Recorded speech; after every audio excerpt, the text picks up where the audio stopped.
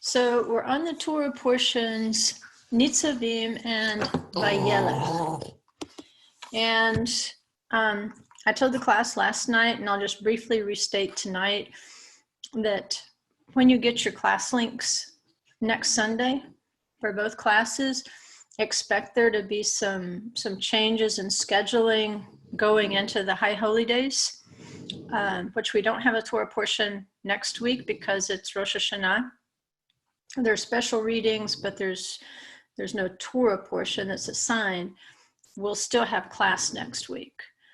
But after that, there will be some scheduling changes, primarily because at Sukkot, we will be out with our congregation, out of Wi-Fi, maybe out of cell tower. I'm not sure. I haven't been out there to check it out and see what's going on.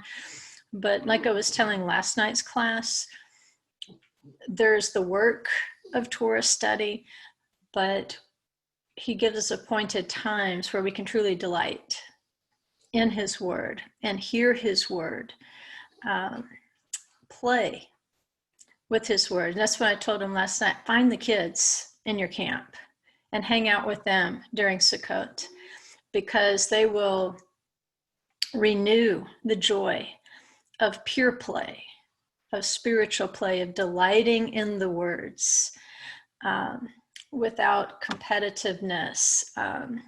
It's kind of like on Shabbat. On Shabbat, you're not supposed to do the hard study. You're more supposed, like, you've prepared the study. Now it's like your food. You prepared it ahead of time, and now you sit back and you relax and you just enjoy it and you savor it. And so it's the same thing with your Torah study going into the feasts. You've already done the hard work. You do that on Sunday through Friday when you invest that hard work in digging out the Torah. And so when the appointed time comes, you've established it, and now it's there for you to rest in it and to delight in it and to play with it. The work part, whether you're laying down the Hebrew words or we're decoding, what's wrong with the grammar here and what is it teaching us, and finding context for everything, that's hard work. And the average person will not do that work, by the way. They just simply will not, because it is work. They just want the delight of the Torah without the work. But you can't truly delight in the Torah if you've not done the work, because you don't even know if what you're delighting in is valid. You might be delighting in the imagination of your own head and what you think is there. Because you haven't done the work, you don't know if you're reading way too much into it, or if it's truly delighting in what he's written and how he wants to communicate and give us that kiss on the cheek on Shabbat. It's actually a double kiss when you're in Israel. You get a kiss on each cheek when you greet someone. And so for Sukkot, for the feast days, I want you to have that. I'm going to do it in terms of just relaxing and not trying to do the hard work of the Torah, but instead delighting in it. And that brings a refreshing, not just to our souls, but I think it also brings that refreshing to our body, because if you've ever noticed, when your mind works hard, your body gets tired. It's you can get out and do hard work and you're tired, but when your mind is tired, it's like your body's tired too, in a different sort of way. It's exhausted in a way that's not so much physical. And so we will have some adjustments to the schedule. And then we can go ahead and get right into the lesson here. Oh, and one more thing. I know I have promised you that I would get my Creation Gospel pamphlets, and I would give you guys first opportunity to purchase them at $5 a piece. And so Marie, yes, those. I have them in my possession. I have plenty of them. And so when Marie comes after Sukkot, I'm going to talk to her very nicely and offer to make her enchiladas or whatever she wants, anywhere from gringo level up to solar flare, we can do it. And if she will help me stuff envelopes one of the things I'll ask you to do next week when I send out the invitation for the links is if you do want copies of those brochures, I'll give you the specific email to send it to, because I can sort it with that email address. I can't do it with IsraelNet because if you'll remember, I just deleted 10,000 emails out of IsraelNet TV. So we're going to confine it to one email address. You'll tell me how many you want and where to send them. And then if Marie will help me, we'll go get the envelopes that will accommodate all the orders. We'll address them. We'll just take a day and work and get that done and get that out to you. And that should be right after Sukkot. Okay, so back to Nitzavim. You are standing, which is exciting because you can feel like where you are, don't you? When you read that, you were standing. You're right there to cross over.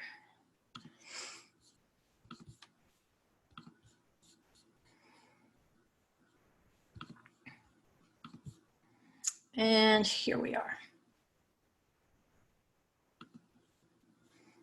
So it's a double portion. It's Nitzavim, you are standing, and Vayelech, and went and walked. Which if we look at it in the context of last night's lesson on the tree of life in the midst of the garden and how that inner river is described a little bit differently than the outer two. The outer two circled, but the inner river that was closest to the tree of life, it says it went, holech. And that's the same verb that we have here in Vayelech. So today we're going to figure out what does it mean to stand. And then it's followed by Vayelech, you will go. In other words, if you will receive these instructions where you are standing, then you will have the ability to, like Moshe, Vayelech, and in that first context, to walk around the tree of life. And so if you're not feeling the importance of where you're standing today, it's time to feel it. Because we have done Kitetse when you go out, we've done Kitavo when you come in, now we're Nitzavim, you're standing right there. And where you're standing, and pretty much the direction you're facing, is going to determine whether you are prepared to Vayelech around the tree of life, to come into those inner precincts of the presence of Adonai.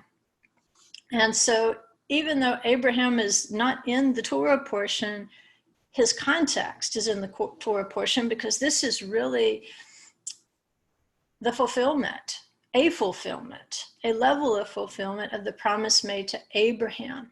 And so we want to take this language in the beginning verse of Nitzavim and relate it to the promise that was given to Abraham, the encounter that he had in the first mention of Nitzavim, which the verb there is Nitzav. Let's go back to the first mention of Nitzav and see if it means more than just standing there. When we read it in English, we tend to think, well, they're just all standing around. They're not just standing around. They're doing something very active. They are making a stand. And if we speak English, I think we know the difference between just standing and making a stand. And sometimes at different points in our lives, we have to make a stand for something.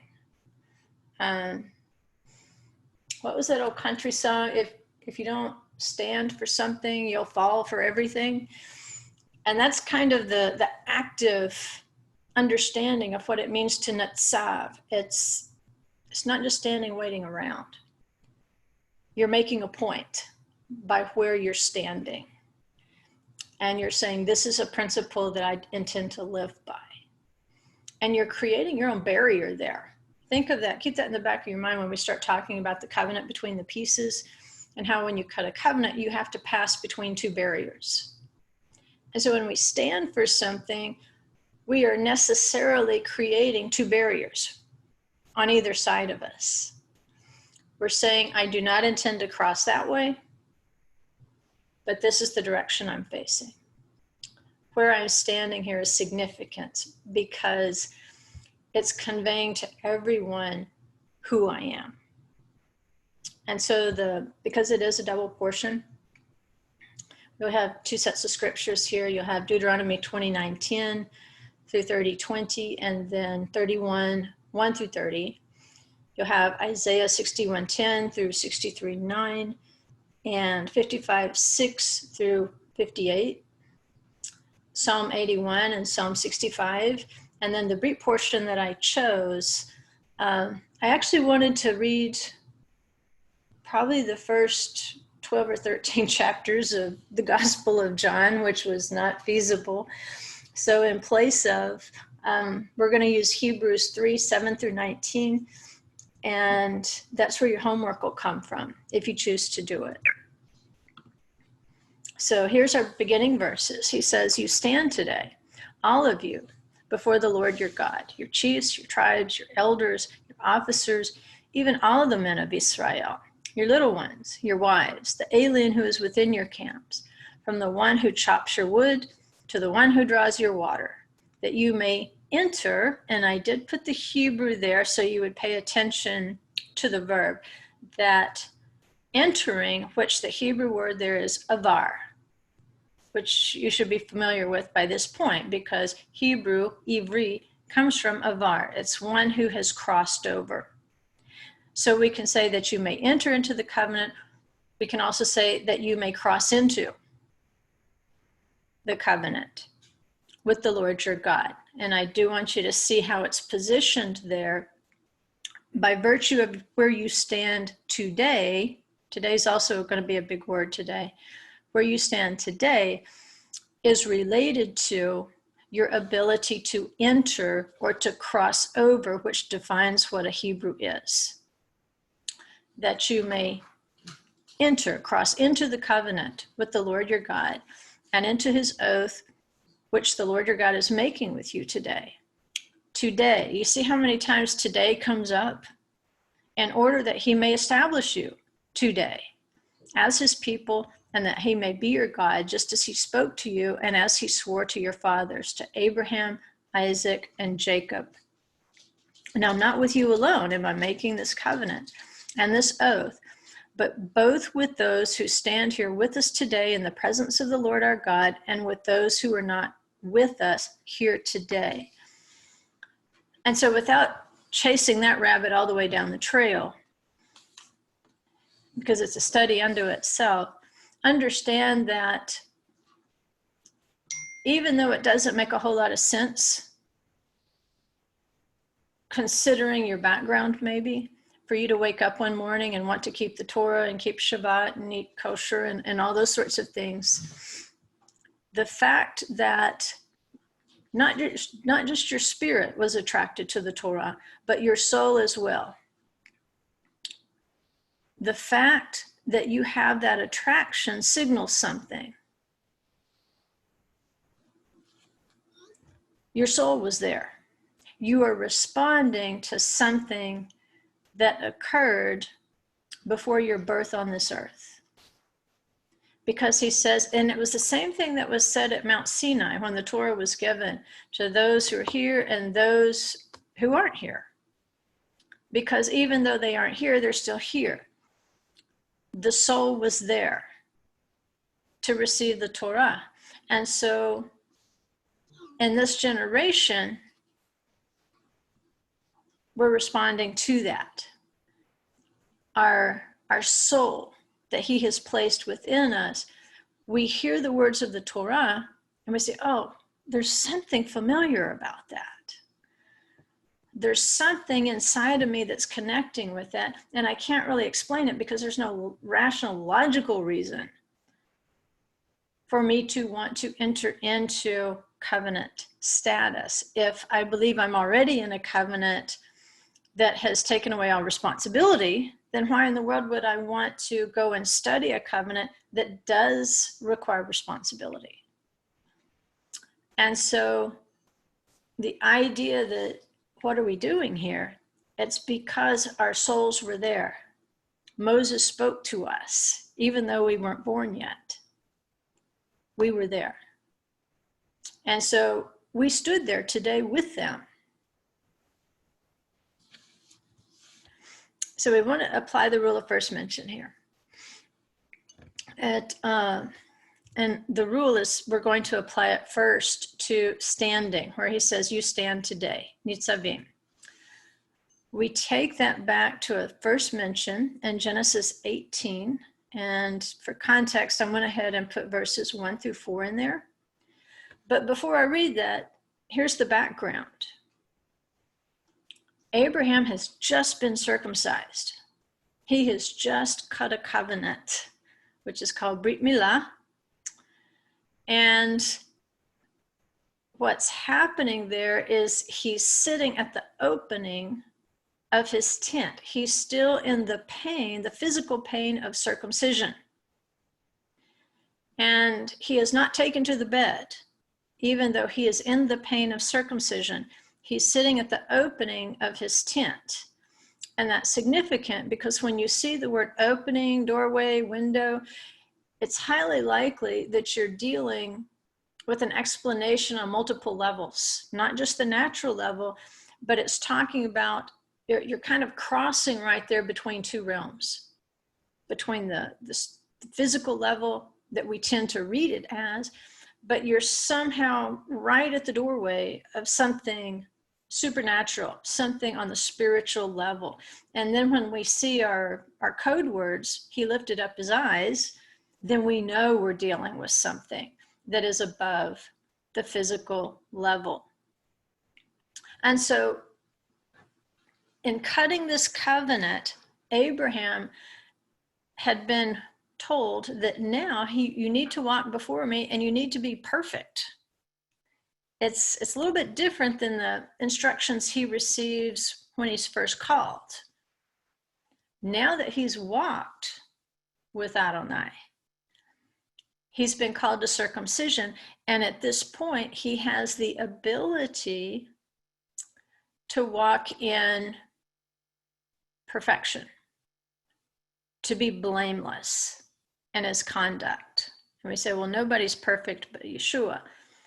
This is true, but we have to also accept what Scripture is saying. There is an element of righteousness that is attainable.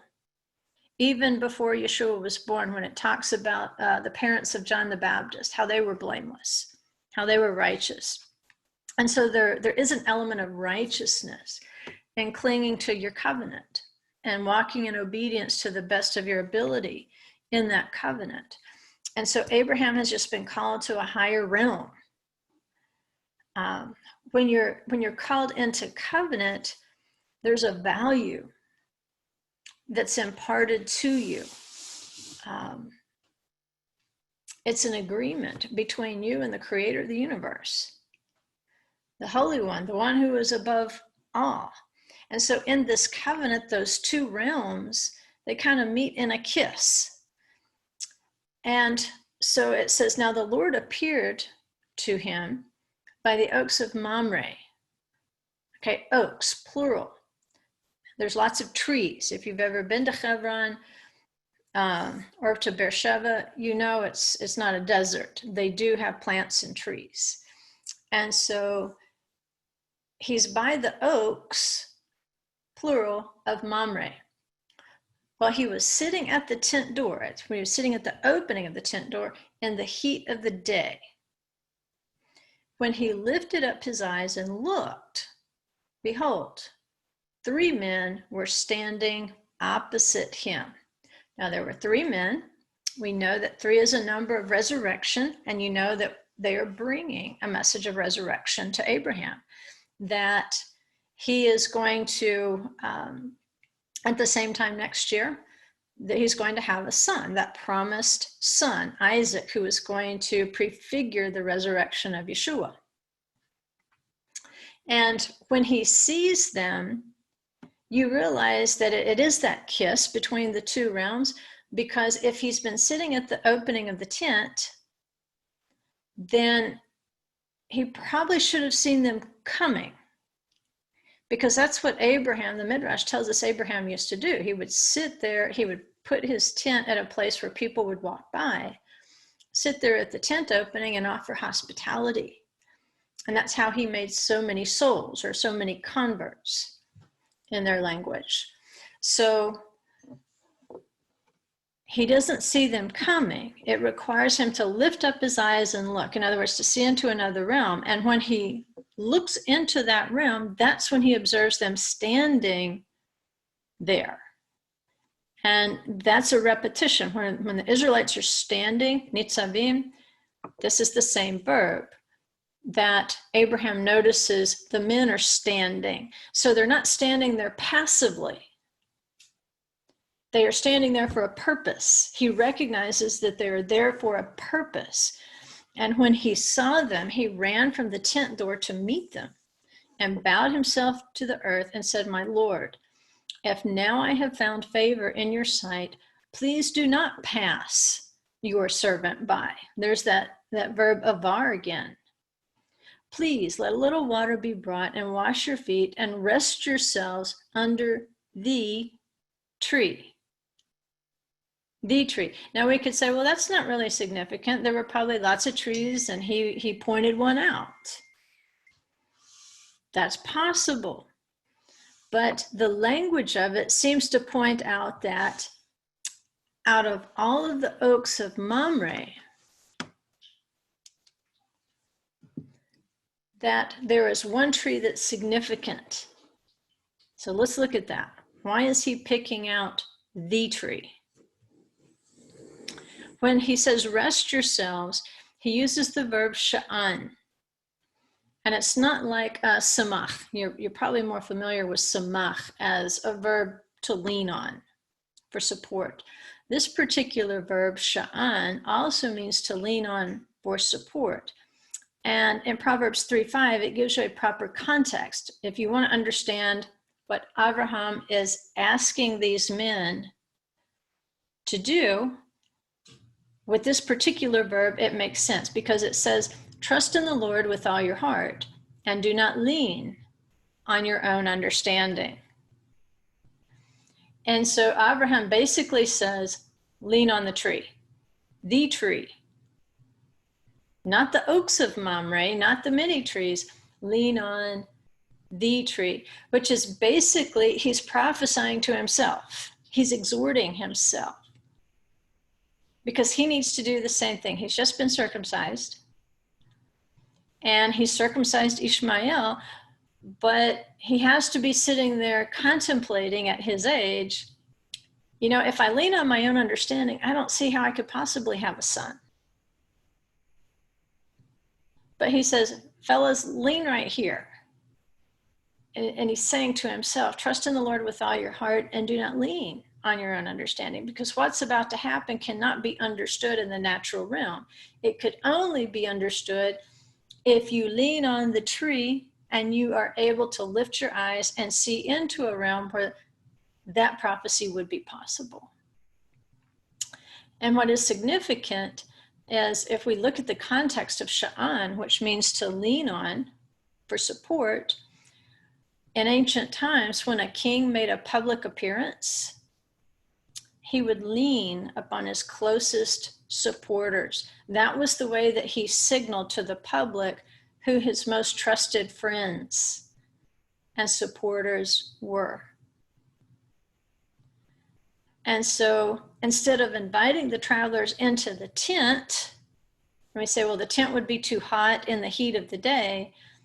Well, if you've ever seen a Bedouin tent, they weren't completely closed off. They had the ability to roll up the sides, and then the wind could pass through there and could cool it off. So it's not really practical to say, well, he didn't invite them in because it would be too hot. It was probably cooler under the tree. The hospitality would be in the tent. Now, if you've ever seen inside a Bedouin tent, it's usually set up very nicely. You know, if you think of the conditions outside versus what you see in the tent, it's very nice, it's very comfortable. Instead, he asks them to lean on the tree. And later we see that he stands and he serves them under the tree. And so we can see from our context that leaning is an equivalent expression to trusting. Why would a king lean on someone? Well, he wouldn't unless he trusted that person. it's a statement of trust. If you have faith in that person, then you lean upon them. And so the context of Sha'an is basically, it's to have faith in Adonai. It's to lean and to trust in him, rather than to trust in your own ability to do something or your own ability to understand something in his word. Instead, you just trust him and you lean on him, and that's where you serve. Because that's what Abraham did. He said, please lean on this tree, and he serves them. He runs, he brings the milk and the curds, and then he tells Sarah, bake some bread, and then he goes and tells the servant to prepare the calf, to prepare the hospitality.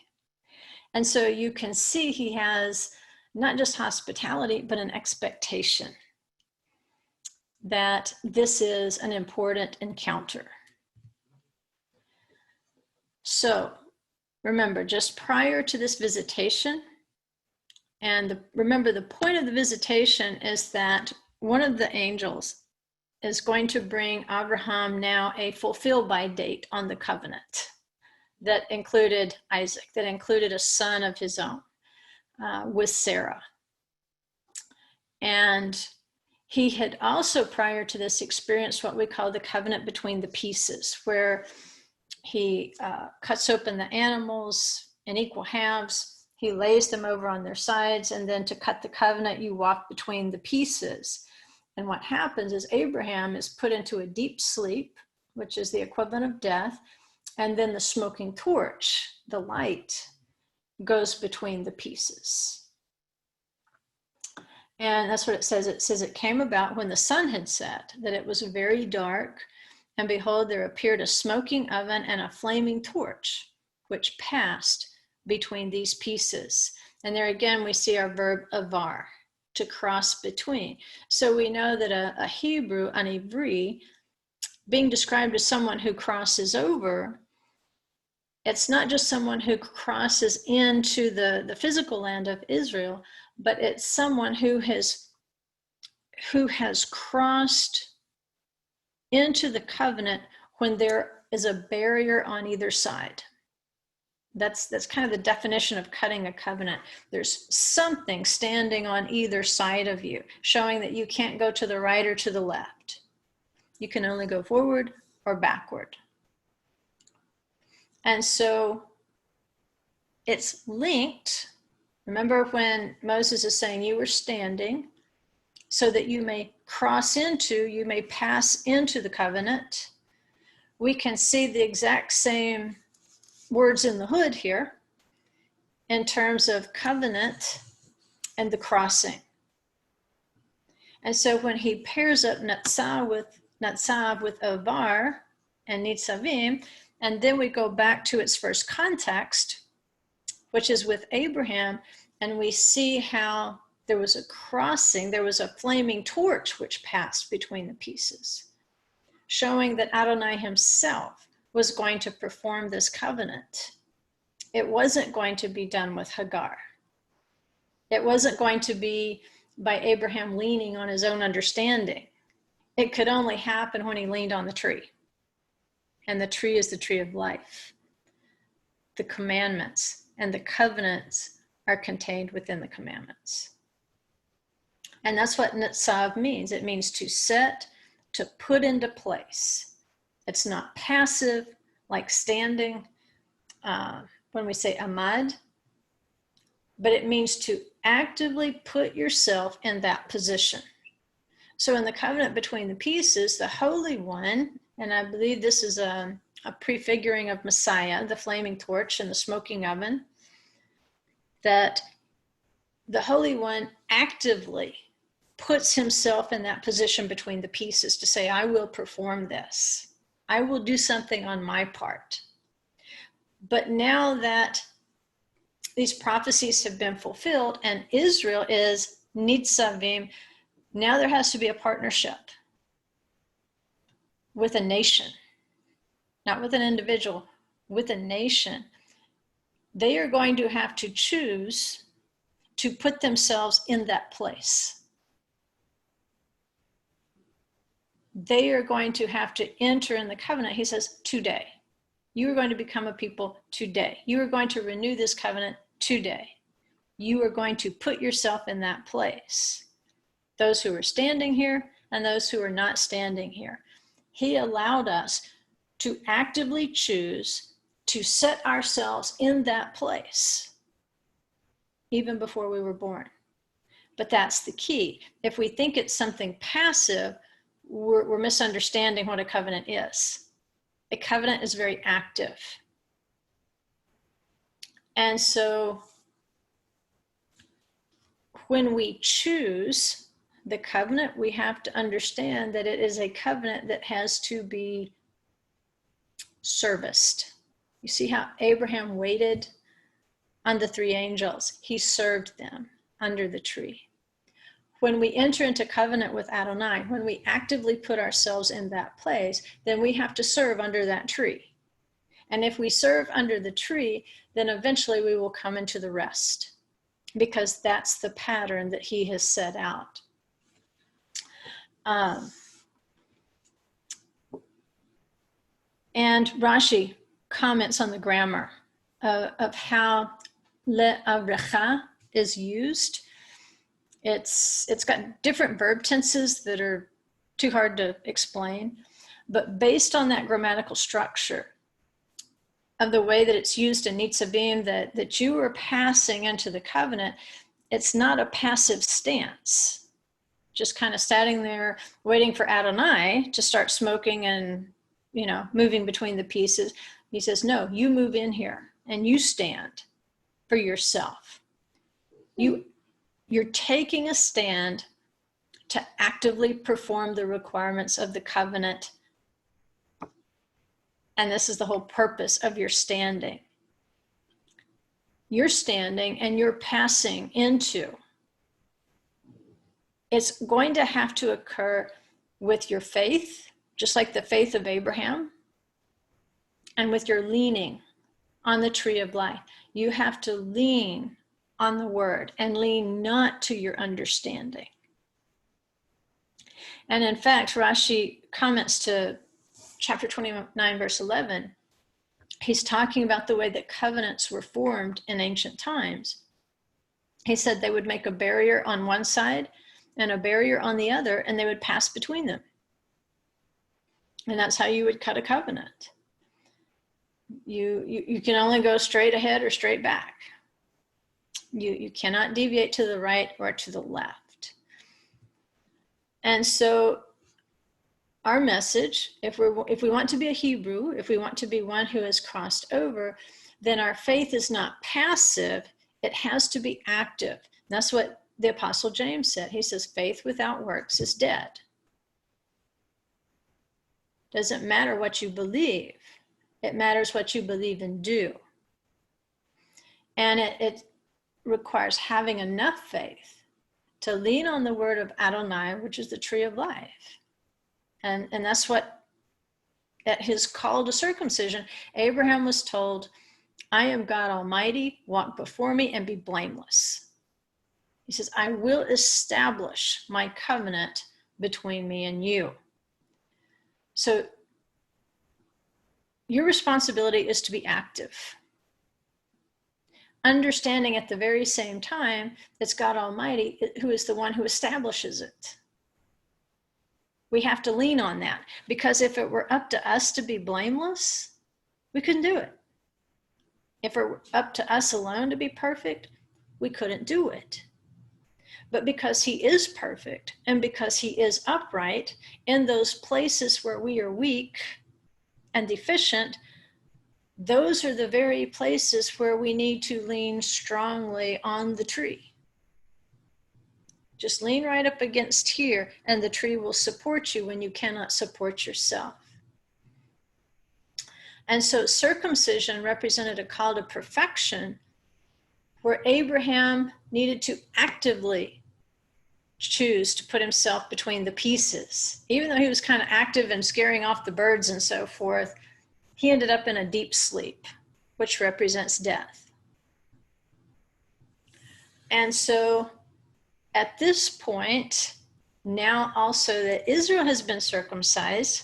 See, after this, Abraham is circumcised, and now he's receiving a higher call because he was sitting at the opening of the tent and he had the ability to look into another realm. And he knew the importance at that point of leaning on the tree. And then if he leaned on the tree, and if he served under the tree, then he could walk and be blameless. And that's what Israel is told in these Torah portions. They're told that this word is not too high for you. It's not up in the heavens.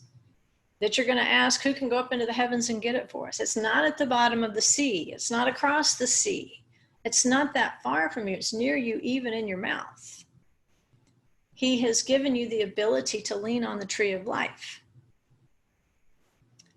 And so we can see that just as circumcision was the prerequisite for Abraham being to conceive Isaac, we see now that we know Israel was circumcised before they left Egypt. They haven't circumcised in the 40 years that they've been in the wilderness. But now that they are standing, now that they're right there, they're ready to step in, it's time to be circumcised again. This is the prerequisite. They are going to have to walk in the land and to be blameless. And in order to be blameless, the only way they're going to be able to do that is to lean on the tree of life and to serve under it. But here they are to actively seek perfection. It's growing up in your faith. He says, I will establish Natan, my covenant. We'll go back so you can see where that was. In Genesis 17, 1 and 2, he's talking to Abraham. He says, I will establish my covenant between me and you. He will establish it. Okay, that word for establish is not the word you would expect, because if you've studied even fundamental Hebrew, you know that the verb natan means to give, just to give something. But it can also mean to establish something. When you give somebody something, sometimes that establishes the relationship with that person. He says, I will establish my covenant. And so in Nitzavim, we are seeing this unfolding of this promise given to Abraham that I will establish my covenant, not just with you, but with your descendants. And our first mention of Natan is on the fourth day of creation. And I know you creation gospel students are going, yay, I know this one. But in Genesis 1:14, it says, then God said, let there be lights in the expanse of the heavens to separate the day from the night. Let them be for signs and for seasons and for days and years. And let them be for lights in the expanse of the heavens to give light on the earth. And it was so. So at this point, you should be getting the idea that light is going to be involved in this establishment, in this giving Natan. God made the two great lights, the greater light to govern the day, the lesser light to govern the night. He made the stars also. Now that's not just a parenthetical insertion, it's vital. When he says he made the stars also, not just the sun and the moon, he made the stars also. We know that these stars are prophecies of the children of Abraham. He says, Abraham, look at the stars, count them if you're able, so shall the number of thy seed be. And so the stars are in the heavens to remind us of our roles as children of Abraham.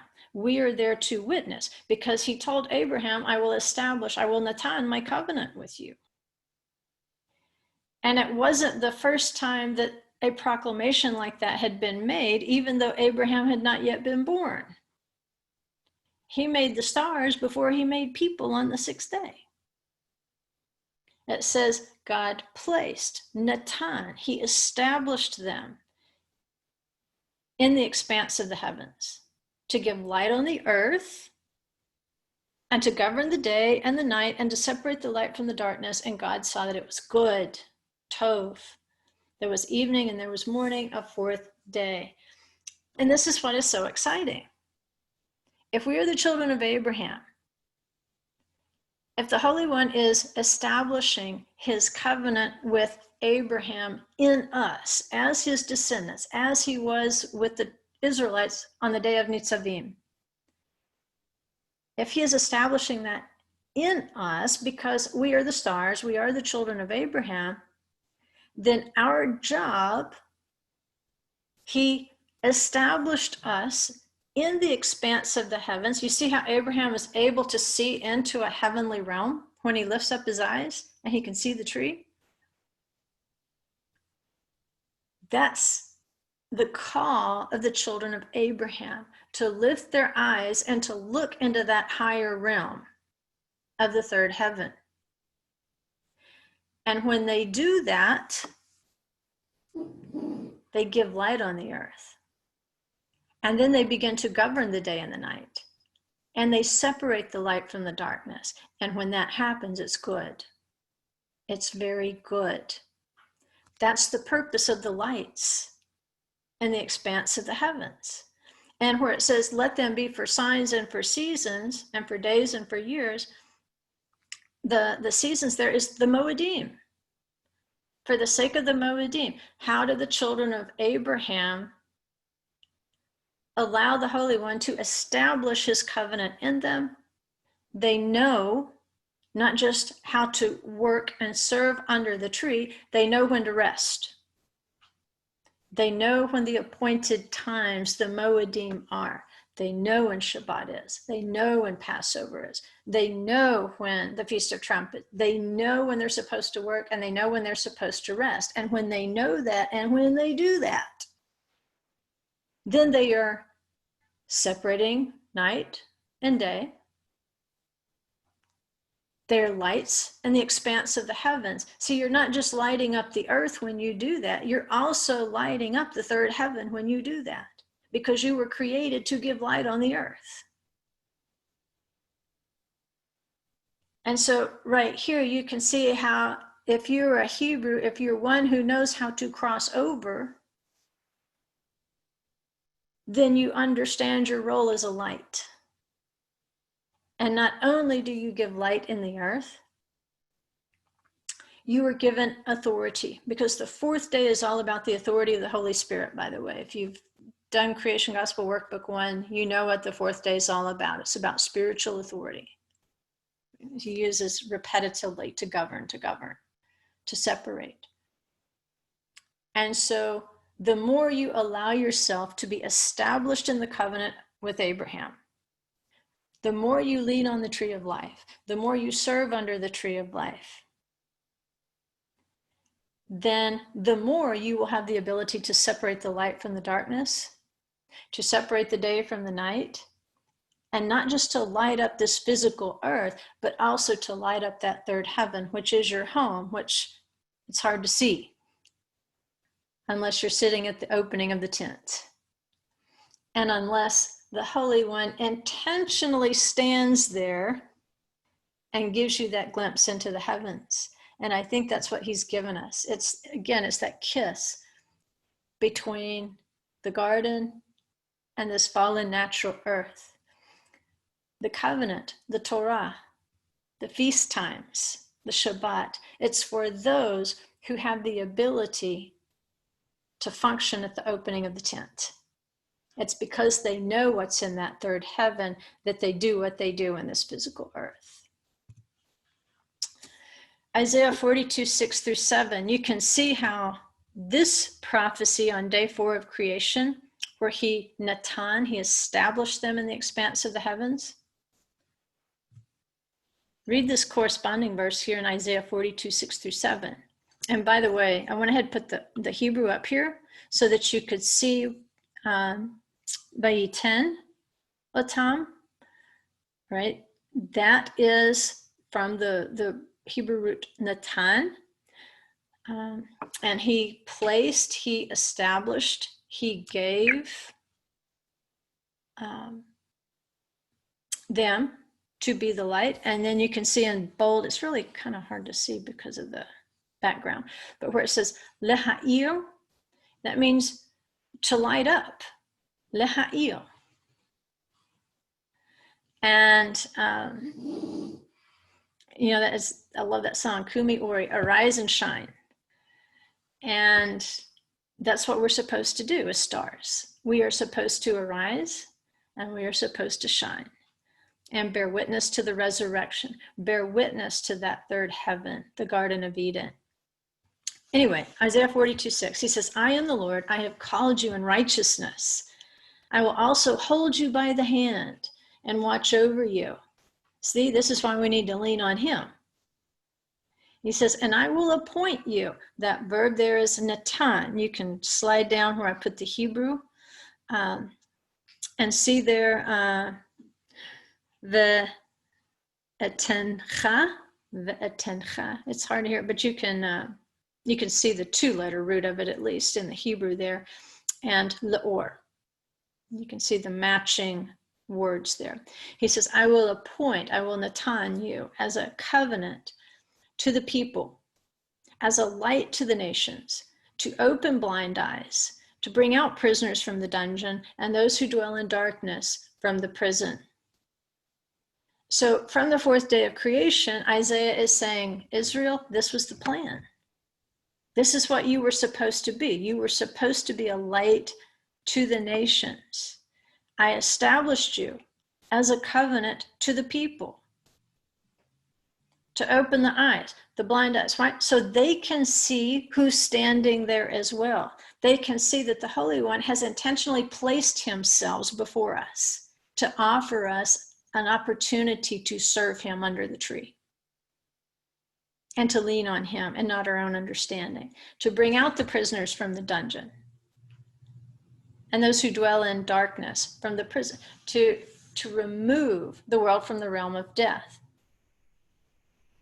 And we can remove people from the realm of death with the message of salvation in Yeshua. But in terms of walking in the covenant, it's a much more difficult process to open blind eyes in that respect. But nevertheless, we have the promise that he will establish us as a covenant to accomplish all these purposes, not just to lead people to salvation, not just to lead them out of the realm of death, but also to open the blind eyes to the light of the word itself, because it says the Torah is a light, the commandment is a lamp. It's easier to get them out of prison than to get those eyes pried open, but it's been established. And we have to lean on his understanding without throwing our hands up and saying, in my own natural understanding, I just don't see how that's ever going to happen. So if you looked at Isaiah's statement there, where'd we go? Oh, not Isaiah's, right back here. We can see a couplet back in Genesis 1:14 through 19. I think I got a slide in the wrong place. At any rate, it presents 2 types of barriers. Remember, in order for there to be a barrier, a covenant, you have to have a barrier on each side. And so he says, I have placed these stars, not just the sun and the moon, but I have also placed the stars to separate day and night. I have placed the children of Abraham to separate day and night. He also says to separate light and darkness. In other words, he placed us with intention, natan, between those 2 pieces, day and night, light and darkness. And so what do we do as children of Abraham who agree to be part of the establishing of that covenant? We walk between 2 realms. What do you say? Walk before me and be blameless. That's our calling, to walk between 2 realms, heaven and earth, that at this point are separated because of sin. But when we walk in our proper journey, see, and at this point, in Nitzavim, Moses points out that the tribes is one of the groups of people that are standing there. Specifically, he says your tribes are standing. And as you know, each tribe represents a month out of the year. And we know that each tribe has its journey, or each symbol has its journey across the heavens. And they are still standing as witness in that journey. What are they doing? They are at the opening of the tent. They're lifting their eyes so that they can see into the realm of the third heaven. At the same time, they're grounded on this earth. I mean, Abraham didn't request supernatural bread and a supernatural calf. He asked that the natural foods be prepared for these angels. So even though he's standing on this earth, he's seeing into the heavens.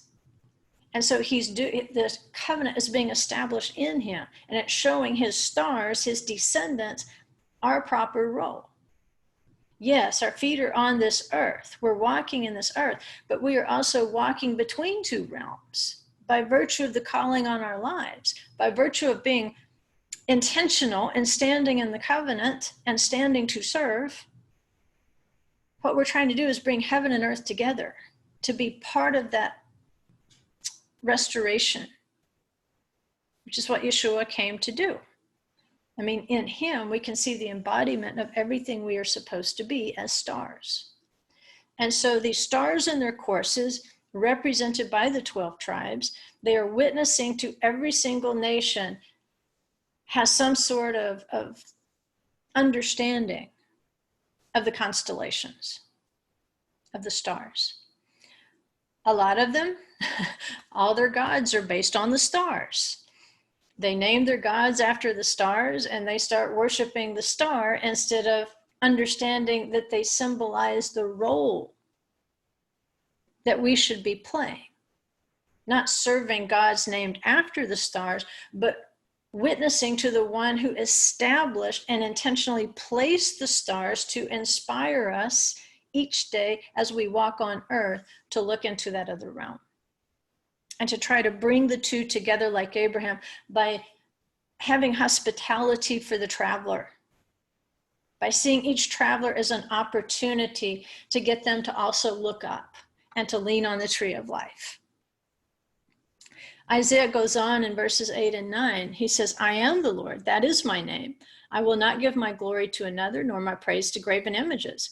Behold, the former things have come to pass. Isaiah saying it's happened. Those stars he put into the heavens on the fourth day of creation, look around you, children of Abraham. You were here. You have come to pass, just as you were prophesied on the fourth day of creation. So why in the world would you pin the name of a star on a graven image and bow down to it and worship it and give my glory to another? He says, now I declare new things. Before they spring forth, I proclaim them to you. And so through his word, when we lean on the tree of life, the new things are declared to us so that we know where we stand and we know where we should be standing. He had already declared to Israel who they would be before the first human was created. He's told us things we need to know before we were even there. I mean, he allowed our souls to be there at Nitzavim, to stand intentionally in the covenant. He proclaimed them to us before we sprang forth. That should make you want to stand on your head if you can stand on your head, which I can. So each of those 12 tribes is going to represent a month of the earth's journey. They were placed intentionally as witnesses to the covenant. Israel was placed intentionally long ago to be witnesses to the covenant. And now, like their father Abraham and Nitzavim, they must place themselves with intention between heaven and earth to be the lights of the covenant and to break the power of darkness over the nations. It's an intentional thing. It's not a passive thing. If you enter into the covenant passively, you're going to get beat up and run out. But if you place yourself intentionally, leaning not to your own understanding, not leaning to your own strength, but leaning on the tree of life for every day of your service, then you can be the light of the covenant and begin to break the power of darkness over the nations. And so now the Israelites have been circumcised on the other side of the Jordan. They are standing and they are about to pass over or cross over. And now they're expected to hold up their side of that covenant relationship. They got a preview of it at the crossing of the Reed Sea, when Moses told them to stand and see the salvation of Adonai. That word there is Nitzavim, when they stood. And Gesenius identifies, or it might be Thayers, I can't remember which one. Either Gesenius or Thayers identified Nitzavim as IQ, which is not intelligence. It's a Latin item quod, which means the same as. Nitzavim and Natsav are really the same things. It means to place yourself intentionally at the crossing of the Reed Sea, not by random, not passively, but to actively stand there and make a stand for what you believe. Do you believe that the Holy One is going to make a way through this water or not? They had just been circumcised in Egypt when that occurred. And so now they're at the Jordan. You have to stand here intentionally and actively engage in the covenant, and then you're going to be able to cross through the two barriers. So just like you have these barriers of water that pile up, in fact, some traditions tell us that there were actually 12 channels for the 12 tribes to go through, which would be pretty spectacular. We tend to see the two walls of the water, but if there were 12 pillars of water that stood up for them, that would even intensify what we understand about the stars and their courses, that he has prepared a course for each one of them to uphold the covenant. So our first preview was not the crossing at the Reed Sea, it was back at the creation, when the lights of the covenant were proclaimed for good, for Tov. And the lights do stand between heaven and earth as a sign of the covenant. They light the way back from darkness and death. And it says those lights were placed for the sake of the moedim. What did the moedim do? They witnessed to the tree of life, the place where we should be leaning. And that's what he says in Deuteronomy 30:15. He says, see, I have set before you. There's that verb again, natan, for giving or establishing. Natati. See, I've set before you today life and prosperity, death and adversity. If you read that in the Hebrew, not only do you get to the Natan, the establishment of the covenant, he says, Re'eh, natati lefenecha, hayom et hachaim, ve'et hatov. Hachaim is the life. I'm establishing before you. I'm intentionally placing before you life and good, hatov, which is what we had on the fourth day of creation. Or, he says, I'm also putting before you ve'et hamavet, ve'et hara, death and evil, adversity. So there's two barriers there. We either go forward or backward. Wandering around is not going to be profitable in this situation. And so we can choose which of these places where we're going to walk. And then he says in Deuteronomy 30:11, he says, for this commandment, and by the way, this section of Nitzavim is understood to be the foundational principles of Teshuvah. So it's not random that Nitzavim falls before Rosh Hashanah.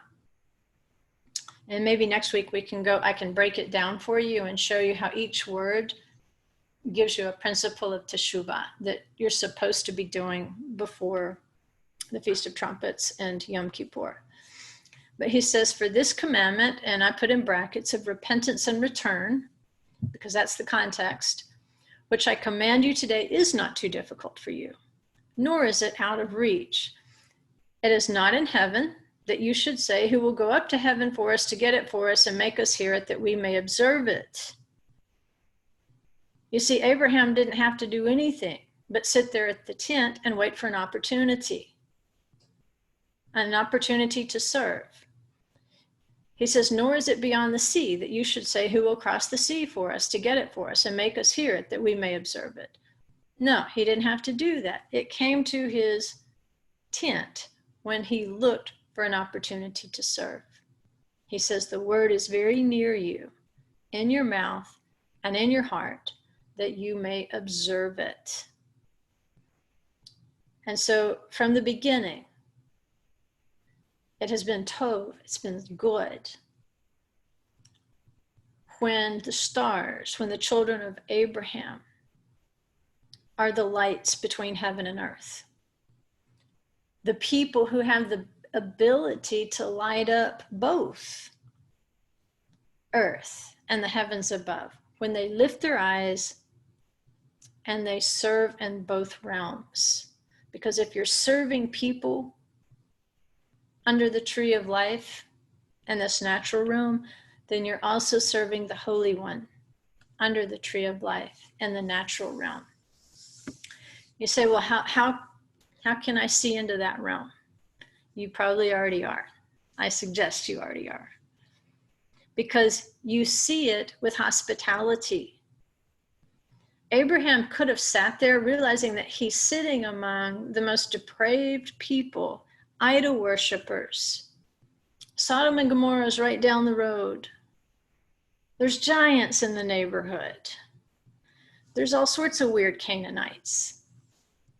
But he sits at the opening of his tent, ready to offer hospitality in spite of the pain of circumcision.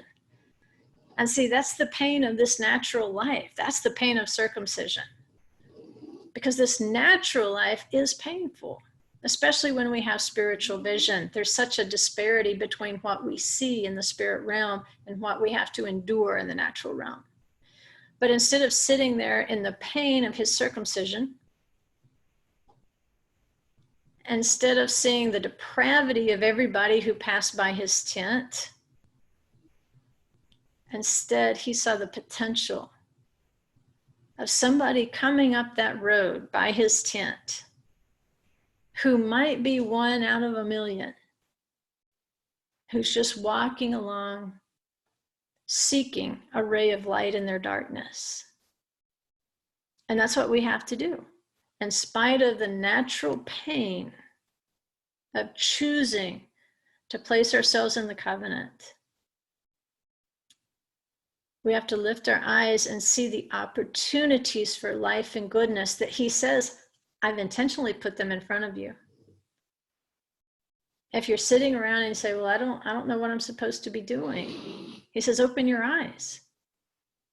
He says, I promise, I'm going to put life and goodness in front of you. I'm going to put opportunity in front of you. And if you haven't found it yet, then find this gift of hospitality. Because what might be happening if we're not hospitable,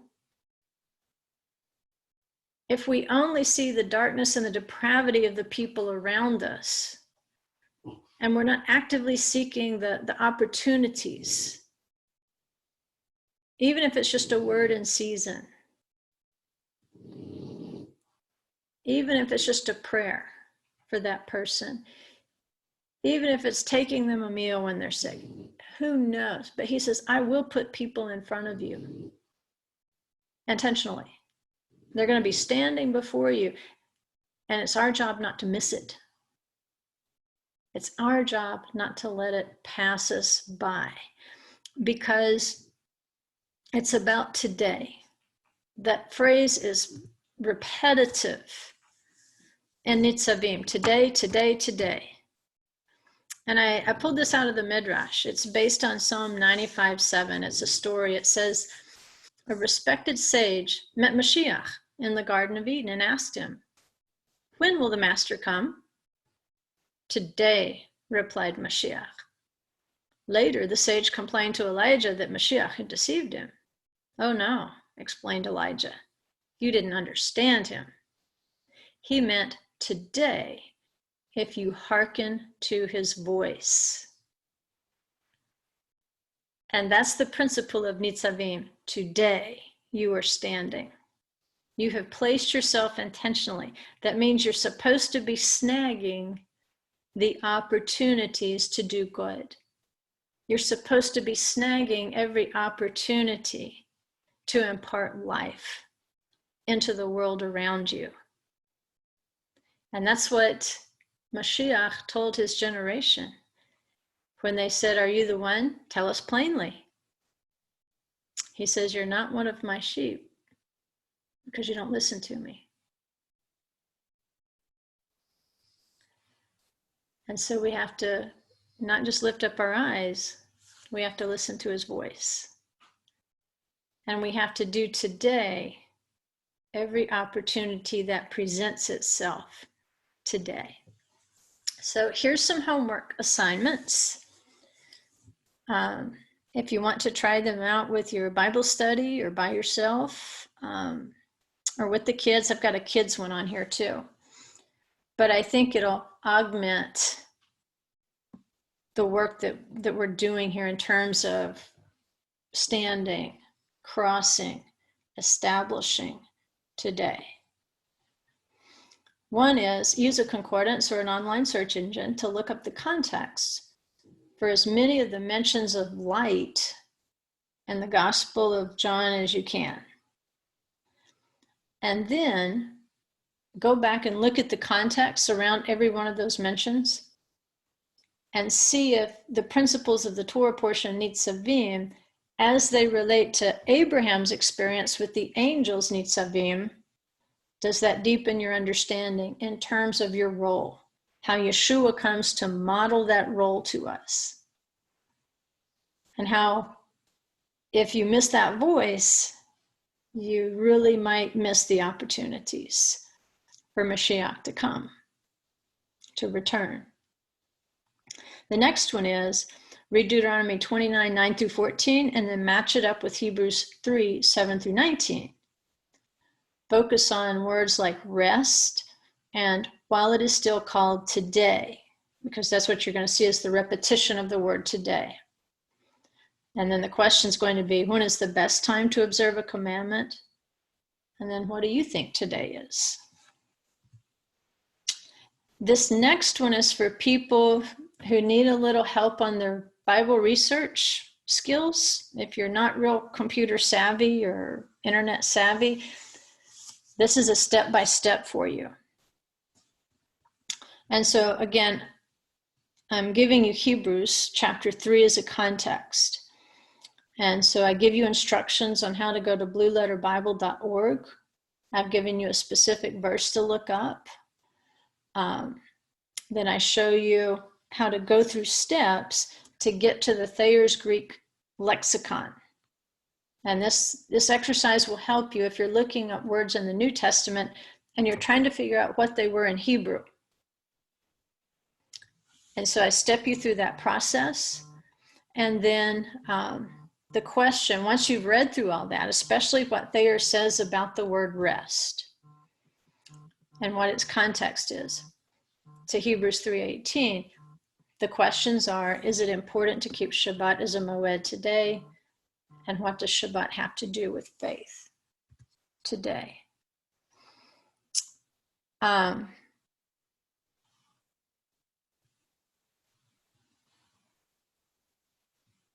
Okay, this was going to be kind of a setup for if you have kids, smaller kids. This is the grown-up version of the one for kids. This is from the book of Revelation. It says, I heard a voice from heaven saying, right, blessed are the dead who die in the Lord from now on. Yes, says the Spirit, so that they may rest from their labors, for their deeds follow with them. And then I say the Midrash to Nitzavim says that when a rebellious person dies, two angels recall to him all his deeds in this world, and even every word he uttered, and he acknowledges them. When his corpse is carried to the grave, his deeds march before him, and the heavenly criers proclaim whether or not his life was sinful. He has to answer before the awesome throne of Hashem, not only for his transgression and for those of others he influenced, but even for the splendid spiritual attainments which laziness denied him. Awareness of all the lost opportunities will be his greatest punishment, for he will be profoundly sorry and embarrassed. Therefore, let a person, while still in this world, fear his master, scrutinize his deeds every day, and do teshuvah for his sins. Right? And then for the grown-ups, my question was, how do these contrasting rewards for either the saints or the other person incorporate those concepts of rest and today? And then for the kiddos, Revelation 19:18 is kind of a offshoot of that. It says it was granted to clothe herself with fine linen, bright and pure, for the fine linen is the righteous deeds of the saints. And so for the kiddos, I said, just draw a picture of yourself on heavy construction paper, and then on a piece of white paper, draw a robe that would fit your picture. And you can print off templates for this if you just do a little internet searching around. Once you've got the robe, cut it out and then cut it into 6 pieces. On each piece, write a good deed that you could accomplish for each day. Put your picture in a place where you can see it every day. When you accomplish one of your good deeds, glue or tape that piece of your robe to your picture. Can you get dressed before Shabbat? Okay. Now, I know that's for kids, but there's weeks when I think maybe I should be doing that.